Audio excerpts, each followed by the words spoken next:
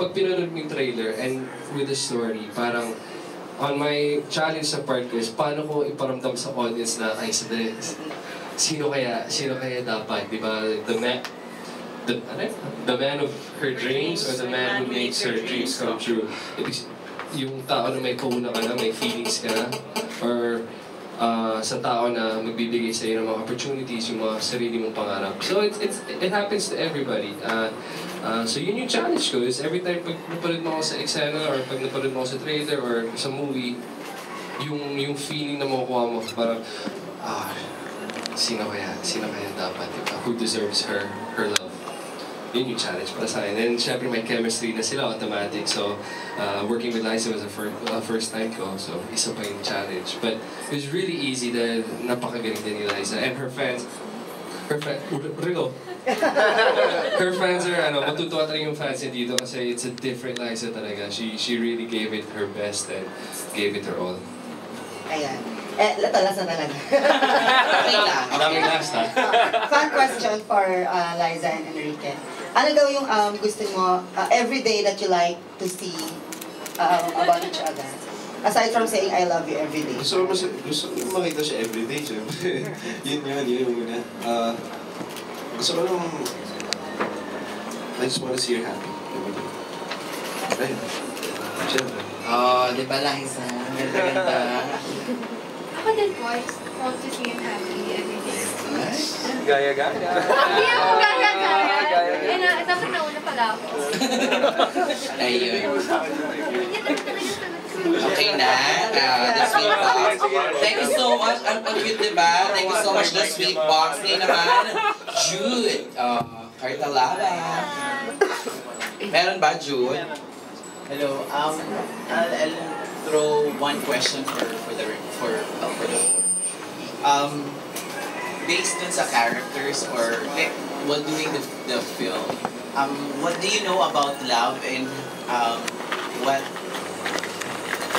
how do you want to spend love with someone you love at a limited time? At a limited time. How would you say? Okay, you go. Ako talaga. How do you want to show your love and spend your love? How do you spend love with a limited time? Kasi first of all, totoo naman limited talaga ang time natin sa mundo. So, hindi naman natin talaga alam. It can be tomorrow that we will be gone or maybe it will be 10 years, 15 years. So, you just max out every single minute and iba-iba kasi ang language of love ng mga tao eh. So, each person will, kanya-kanya yan. So, may mga tao na mag-give. So, language of love is gift-giving. Ako, personally, my language of love is, I say it. I give my time. I also like giving gifts. Pero yun, parang in any way possible, in any minute, yun, pwede mong ibigay yun. And I wanna max it out. Lahat ng ways. Lalo kung limited. And it doesn't mean kailangan maging comatose yung person. The fact that we are living and breathing, ayun, making the most of it lang. That's what I did to my husband. Jude, alam mo na. True to life. Yeah.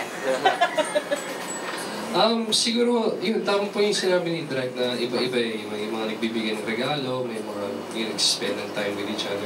Siguro yun po yung like ako, pag sinurprise mo siya, yung sobrang unexpected talaga, yung hindi niya na maisip na may mangyayari gano'n. And yung reaction ng face niya, napaka-priceless. And those are the moments na talagang you always remember, kahit anong mangyayari sa inyo, kung magkatuloy kayo forever, kung may mangyayari in the future, if someone grows out of each other, tulad pa ng story namin, people change it. Yung mga moments na yun, yung quiet and beautiful moments, those you treasure, and yung mga maalala mo, kahit limited ang oras yun. So yung mga priceless reactions ng girlfriend mo, asawa mo, yun para sa akin.